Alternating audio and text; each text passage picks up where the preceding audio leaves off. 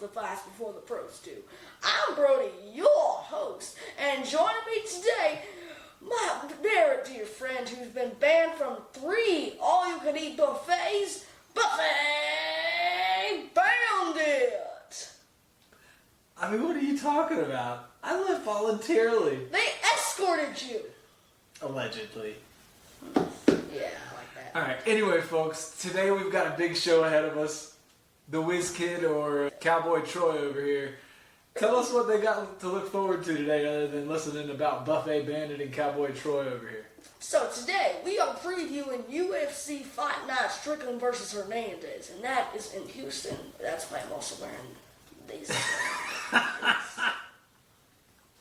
And some folks may say that my accent's a little, yikesy. But I don't understand why. Do you understand why? Welcome to a day in the life of my house. You know, sometimes you think somebody's just going to be character for the beginning and then they're going to switch it back over. Not this kid. He taps in and he's going in all the way, so I hope you guys are ready for a show. So what do we have to look forward to? This weekend we got big fights coming up in Houston, Texas. Tell us a little bit about who's the main card and what all we got to look forward to. In the main event, Anthony Fluffy Hernandez is taking on Sean Strickland. Big fight. Can Sean Strickland keep Anthony Hernandez from going forward and taking him down and just wearing him out, right? I mean, yeah, some people say that Sean Strickland was a one-hit wonder when he beat Izzy on Adesanya. Well, I mean, he rose to the top. He hit everything right. He had the right opponents. But now I'm not too sure. Fluffy Hernandez is going to be a hard one to beat for anybody, yet alone Sean Strickland. But Sean Strickland has proved us wrong before, and so I believe it's going to be a good fight. And I believe he's going to have good enough takedown defense to force this fight to be standing a little bit more than Fluffy's hoping. Okay, so DDP had a little trouble taking down Strickland. Yeah, well, that's true. But do you think that DDP has better wrestling than Anthony Fluffy Hernandez? No. So, if Hernandez wins and he fights Chimaev, do you think he even has a chance? It's hard to say because nobody's had a chance against Chimaev other than Kamaru Usman, who took him to 3 rounds, right? But the way he made DDP look, I mean, you got a Fluffy Hernandez, though, who has been proven unstoppable. Who did he fight in his last fight? Roman Delija? Yeah, made people like Roman Delija look like amateurs compared to him because he just drug them to deep waters and he exhausted them. No, I mean, literally, he just drug him into the middle of the octagon, dragged him, and then... Yeah. He's going to be tough, and you know, there's something about momentum in these sports, and he's got a lot of momentum behind him. How many wins does he have in a row? 8. 8 wins in a row, all in the UFC? Yes, and 6 of them are by finish. Wow. I think he lives on a farm, right? Yeah. They have chickens in their house. I mean, he's a character, but he's just a down-to-earth guy that, I mean, his cardio is insane. So if you want to see somebody that can keep a pace for 25 straight minutes, he's definitely the guy of all guys that can do it. I mean, I'd like to see him go 10 rounds against Chimaev. Well, he could, but that would never happen. Yeah. Right. Well, here in Texas, we have different rules about that. Here he goes. He's tapping back in, folks. Just when you think you bring him back to reality. All right. So what are your thoughts on this fight? Like, where do you think this fight goes? Do you think it stays on the feet? Do you think it goes to the ground? What do you think? You're trying to make me talk about the picks? Because here in Texas, we don't talk about any picks. Hey, do you think you can disrespect me, mister? Yeah. Help us. This is going to be a long show. It is, unless you keep disrespecting the picks. Disrespecting the pigs. I keep thinking you're calling it pigs, and I'm like, disrespecting the pigs No, on your farm or what? Pigs. Oh, okay. Not pigs, Okay. pigs. So, I don't want you to tell us what you think's going to happen, but I want you to give us your opinion on, like, what is Sean Strickland's keys to victory versus what is Fluffy Hernandez's keys to victory? Go. Well, all he needs to do is keep the pressure, he needs to defend the takedowns, and he needs to stay on the feet. Okay. Stay on the feet, defend the takedowns, and press forward, right? Yes, he cannot just lay back and just see how it goes like Michelle Pereira took a chance on, like his coach just kept saying to him, try to recover this round. Try to recover. Whew. Well, you never get a chance to recover when you find Anthony Fluffy Hernandez. No, but how? Have you ever seen Anthony Hernandez be pushed backwards? I've not seen I've that. only seen that once when Who? he fought Kevin Holland. Okay, and Kevin Holland pushed him back. He lost by knockout. Okay, how long ago was that? 2020, I think. Wow, okay. And he got beat by Kevin Holland. See, you're the pro. I'm just here being alongside you. That's why I call him the MMA Wiz Kid. And you just came out robbing a buffet. He's tapping back in, guys. You're going to get this like roller coaster of Brody and then Cowboy Troy this whole entire time. And so I hope you're ready for this. So what are the keys to victory for Hernandez? He needs to press forward. He needs to go for takedowns, mix it up. Hey, you. I'm supposed to say that. Earlier you got upset because of your pigs. These pigs! Not pigs. Well, the key to victory for Anthony Fluffy Hernandez is he needs to push forward nonstop. No matter if Strickland's coming forward, he just needs to go forward. And he just needs to wear him down on the takedown. He needs to keep him down. He needs to throw a little bit of strikes. He needs to throw some elbows and try to get a submission if he can. Yeah, but his job is going to be to get the fight to the ground. I mean, and we have to believe that Strickland has been preparing. I mean, working at Extreme Couture, right? Like, he's got some of the best grapplers to go against and to train with. So hopefully he has been putting in 10 rounds a day of just preventing takedowns and pressing forward. And we're going to find out. He better be. Because if not, Fluffy's going to give him a whooping. Talk to us about the co-main event. Who you got? In the co-main event, Geoff Hands of Steel Neal is taking on Uros the Doctor Medic. I like that fight. You like that matchup? I do. I'm a big fan of Geoff Neal and a big fan of Uros Medic just because of who Medic trains with being a training partner of Beneil Dariush. So it should be a good fight either way.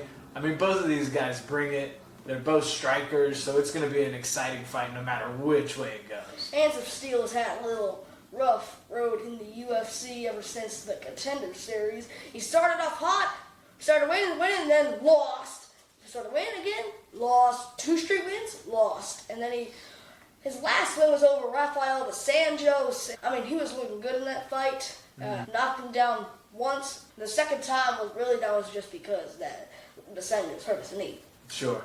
But I like to believe that Hands of Steel is the one that caused that knee to give out just by the way he landed his strikes. But in Neal's last fight, he lost to Carlos Prates by knockout. Yeah, and that was an early fight. That fight was looking good. I mean, I thought Geoff Neal was looking good against him. And then Prates was get some strikes off, then Neal would. And so Neal's just got to keep his head off the center line. I mean, you looked at that Prates just knocked out Leon Edwards, so he's knocking out the top contenders. It doesn't look bad on paper for Neal. No. And, I mean, he's been fighting the top tier talent. I mean, he's fought Wonder Boy. Rachmanov, Wonder Boy. He beat Bilal. Yeah, so, I mean, he's up there at the top, and he just came out that he has battled addiction for these past, 5 years or something, and he's saying now he's finally on the other end of this, and he's defeating that. And so I'm hoping we get to see a reinvigorated Geoff Neal because he's got a lot to prove, and he's a very talented guy. He said he only wants 5 more years in the UFC. Only 5? That's a long time. That's 15 more fights, potentially. Not that long in Texas. Here we go. Who's the fight before that one? Before that, Dan 50K Ige is taking on Melquizael Costa. Big fight. That's what we call him, Texas Mountain. Where have you heard that? I don't know. Just sounds like the right thing to do. Ooh, that's going to be a fun fight. I mean, it seems like 50K is going to try and keep it on the feet. And then he's a multifaceted MMA fighter, so he's great on the feet as well as on the ground. So I can imagine he's probably going to be trying to take Dan down, right? And he's coming off 5 straight wins. And he's beaten some big names, too, some good names in this climb, right? I mean, Andre Fili, Morgan Charrier, Jillian Rosa, Christian Rodriguez. I mean, it's just stacked. The who's who in the rise of that division. So I think they're almost setting him up with some of these fights, like the Morgan Charrier fight. Like it was almost like that was supposed to be a rub for Morgan Charrier to get. And Costa just keeps on knocking these guys down. So if he can get a Dan Ige under his belt, Watch out. No, this is 45, right? Yes, 45. Okay, featherweight. And fun fact, Dan Ige has never been finished in any of his UFC losses. So neither a submission either, huh? No. Wow. Just decision.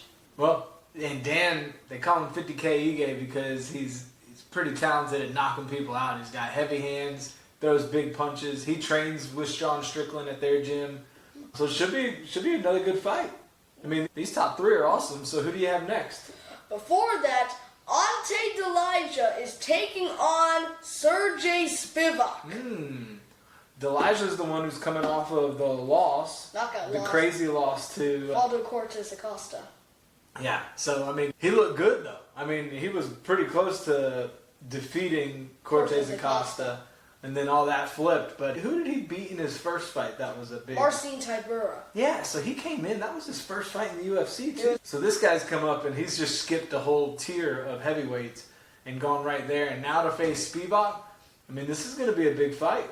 Now, doesn't he train with somebody? Tom Aspinall. He does train with the Tom. Chicken. Okay, so... He trains with Tom, and so does Mick Parkin. And he's got a fight coming up against Mario Pinto. When's that fight? London, okay. And then, so Tom Aspinall, speaking of the heavyweight division, he just had double eye surgery. You want to go into that a little bit to explain what's happening in that division? He just had double eye surgery, and we don't really know what's happened during the double eye surgery, but we haven't heard anything good about it yet. Yeah. So, what we call him in Texas is Here's the thing, though, Brody, or Troy. When you are the champion, you don't want to go into a fight not being able to maintain that, because there's a lot of money that's coming as a champion, no matter what you're doing with it, right?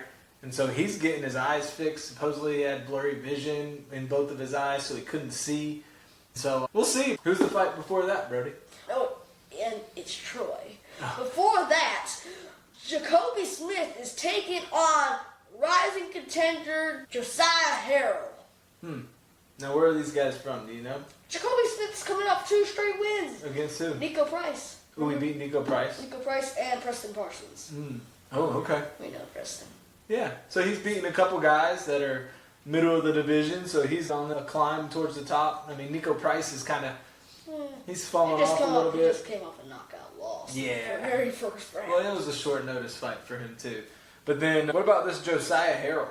He was actually supposed to... He just came off a fight in January this year and won, and he's 11-0 just like Jacobe Smith, and he was originally supposed to fight Jack Della Maddalena. Is this the guy that had the brain scan? They had a scan doing the pre-medicals for his first fight in the UFC, which was going to be against Jack Della Maddalena, and during the pre-fight medical scan, they saw some issues with the brain, so they wouldn't let him fight. And so now this is, 2 years later? 3 years later? Yeah. And so now he's able to come back and fight. Everything's clear. So I'm excited for him just to get that chance. You know, that's a big opportunity to look like it could have had passed on you. So now he's back. So this would be a big card. I mean, these top 5 main card fights are stacked. Oh, and we have one more big fight. In the main card? Yeah. And before that, Zachary Reese is taking on Michelle Pereira. Ooh, that'd be a big fight. That's definitely big for Zachary Reese since Pereira's coming off 3 straight losses. Yeah, I mean, but this fight kind of feeds into Pereira too. And Pereira's the favorite in this one. Well, I mean, he's a striker. So is Zachary Reese. I mean, he's coming off 3 straight losses. Yeah, but to who? Name those. Alexander Hernandez, Abus Magomedov, and then Kyle Dawkins. Okay, so Fluffy Hernandez was one of them. That's the only big one. That's the big one. I mean, Okay. Abus is not a big one. No, but he's still a top contender, right? And then, who was the other one you mentioned? Kyle Dawkins, the one. Kyle Dawkins, that was a knockout. Quick knockout, right? Yeah. So, That was in China. I mean, I think he's got something to prove. Yeah, He's a great fun, entertaining guy. I mean, this is a guy that does backflips in the octagon. Like, Oh, there's only one time. but he dances in the octagon. That wasn't just one time. He's a character, too, and he's from Brazil, right? Yes. And Zachary Reese is fun, too. I mean, Zachary Reese is all business in there. I think he takes more shots than he gives, but he's just got so much power that he tends to get these guys out. Both very long, right? Yeah. Zachary Reese is 4-2-1 in the UFC. He's coming off submission win over Jackson McVeigh, who before that lost to Bruno Ferreira. Okay. So, I mean, these top 6 fights are awesome. What about the prelims? You want to go into prelims? Or? Yeah, let's go. And so just so everybody's aware, these fights are now all live on Paramount Plus, right? So you're not having to pay for pay-per-view anymore, and this is technically not even a pay-per-view fight, right? No. This isn't a numbered card, as they call it Fight anymore, night. right? This is a fight night. And wait till you hear what the prelims are. Go ahead and start us off with the top prelim. In the featured prelim, Chidi and Jacobe is taking on Carlos Leal. Wow. I mean, and Jacobe is fun. He's super long. And, I mean, I'm excited about that fight. He always brings it, too. He doesn't miss a beat. And I'm not really familiar with Carlos Leal. He's only 1-2 in the UFC. Okay. The last time he won was against Alex Morono. He won by first round knockout. Okay. And now His Jacobe, is he coming off of a loss? Yes, the Jake Matthews in UFC 318. That's right. And Leal's coming off a loss too to Muslim Sadikov by knockout. Okay. That's pretty good competition, though. So, I mean, he should be a good fight. Next, you got Osborne taking on Libby Idris. Levi Idris. I kind of felt like Chael Sonnen for a second there, just butchering people's names. Can I just... Chael Sonnen says everyone's name wrong. He does. He calls Yair Rodriguez Yuri Rodriguez. What does he call Pereira? He calls him Piera. Piera. It's not Kenton Vieira, it's Alex Pereira. And he says their names hundreds of times, and every time it's wrong. So I'm going to try and follow that suit. He only said Alman Sarukin's name right. Yeah, how do you say that right? Alright, but talk about this Odie Osborne fight. Well, they're both coming off losses. Odie's coming off a loss to Steve Ursay a few months ago, and Levi Idris is coming off a loss to Joseph Morales for the Ultimate Fighter finale. Okay. So both coming off a loss, looking to revamp their career. What about the next one? You got Nora Cannoli versus Jocelyn Edwards. Ooh, Jocelyn Edwards is on fire right now. She's coming off some pretty good wins, and it's a battle for the rankings. Like, Cannoli's the number 12, and Edwards is number 14. I mean, whoever wins, wins. Tell you what, even if you're Cowboy Troy, we don't have any rankings on this paper. We don't have anything on this paper of who they recently fought. So the MMA Wiz Kid is on fire today. So. It's also Cowboy Troy. Cowboy Troy, we're proud of you, man, for just being a wealth of knowledge for all the people on the other side of the screen. I know they appreciate you, and I just want to say on behalf of everybody on the other end of the screen, thank you. Thank you. You're doing a great job. You're a buffet bandit. All right. Say the next guy's name before I mess it up. Before that, Ramiz Brahima is taking on Punahele Soriano. Okay. So another Extreme Couture guy. Punahele is fun to watch. He always brings it. But he's taking on Ramiz Brahima. Talk about him. He's coming off a win over Austin Vanderford just a few months ago at UFC 320. Oh, that is a big fight. I remember. He just beat him up. Yeah, he's strong. And he's very good striking, very good grappling. So that's a test for Punahele. So I'm excited to see that fight. And that's only the third fight on the card, is that right? Yeah, it's only third fight on the card. Wow. So Jordan Levitt, Yadir Deval. Oh, that's going to be a good fight. Yadir Deval is coming off a win over Isaac Bulgarian. That fight was the betting odds one. Oh, okay. That had a little trouble with it. So, yeah. He's not back in the UFC. Fun fact for you, Bulgarian's not coming back anytime soon. That one's still under investigation by the FBI. Wonder why. Well, and then you also have Jordan Levitt. Jordan Levitt's been around for a while. He's fought some top-tier guys, right? He's a great jiu-jitsu guy. So he's going to want to take this fight to the ground. And so we'll see. And then the first fight of the night, who do you have, Brody? Juliana Miller versus Carly Judice. Okay. It's a good fight to start the card, too. Yeah. Yeah? Yeah. Big card. I think we should jump into some announcements. Don't you have some fun information, some fun facts for everybody on the other end? We got a lot of information on the other side. Woo! Okay, let's start. UFC 327.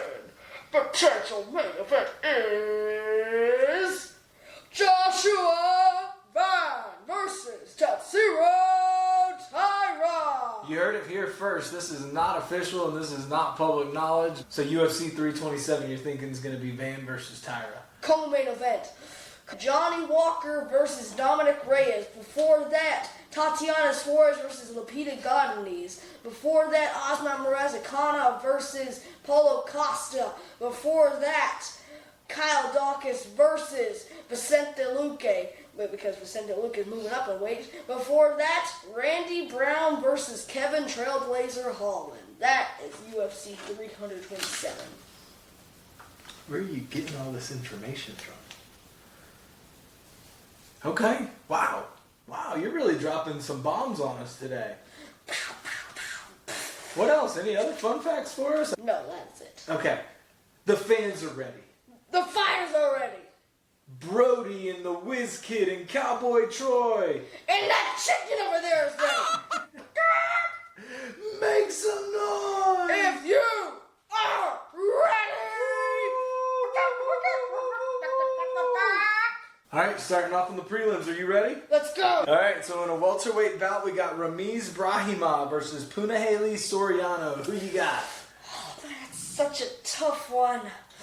I'm going to have to go with Ramiz Brahima. You like Punahele, but you feel like Ramiz is going to get it done. Is that fair? Yeah, it's fair. Okay, I agree with you. I think we're on the same page. Okay, Ramiz Brahima gets it done. So how do you think he gets it done? Probably submission. Submission? Or decision. Okay. Both of these guys are big strikers, so anything can happen in this fight. That's going to be a lights-out fight. It all depends on their chin. All right, we got Jocelyn Edwards versus Nora Canoli. I'm going with Jocelyn Edwards. Okay, Jocelyn. Jocelyn, I'm sorry. Alden Correa versus Luis Gurule. I'm going to have to go with Alden Correa. Okay. Anybody think he's going to get it done? Bates me. Beats you. Just think he's going to get it done. I've never heard of this guy. Okay. Alibi Idris versus Ode Osborne. I'm going to have to go with Alibi Idris. Really? Yeah, he's younger. Younger? Plus he's more hungry. Yeah, okay. Carlos Leal versus Chidi Njokuani. I'm going to have to go with Carlos Leal. All right, let's go to the main card. Are you ready? Yeah. Mikael Pereira versus Zachary Reese. I'm going to have to go with Zachary Reese the Reese. Okay. Josiah Harrell versus Jacobe Smith. 2 undefeated guys. Well, somebody's home must go. That's what they say in Texas. Well, I think Jacobe Smith is going to get it done. Ooh, okay. Ante Delija versus Serghei Spivac. I'm going to have to go with Ante Delija. Okay. Think he gets it done over Spivak. Spivak's tough. Second or third round knockout. That should be a fun fight. Melquizael Costa versus Dan 50K Eager. Fireworks. Melquizael Costa. You say his name way better than I do. He's going to knock him out. Wow. First person to get a finish over Dan Ige? Alright, we shall see. Retiring. Man, I hate to hear that. He's fun to watch. But, let's go. Jeff Neal versus Uros Medic. They have to go with the doctor, Uros Medic. I'm going Jeff Neal. You're going with Hands of Steel. I'm going with Hands of Steel. And now, final fight. Main event of the evening. Anthony Fluffy Hernandez versus Sean, I don't know his nickname, Strickland. He doesn't have a nickname anyways. Okay. As the winner, Anthony Fluffy Hernandez. Well, you heard it here, folks. Texas is going to be fireworks. Big card, big fights, and a lot of exciting things. But before you click off here, make sure you subscribe, ring the bell, and tell your friends all about the Wiz Kid and all the info that's coming your way. I'll see you after the fights. God bless America.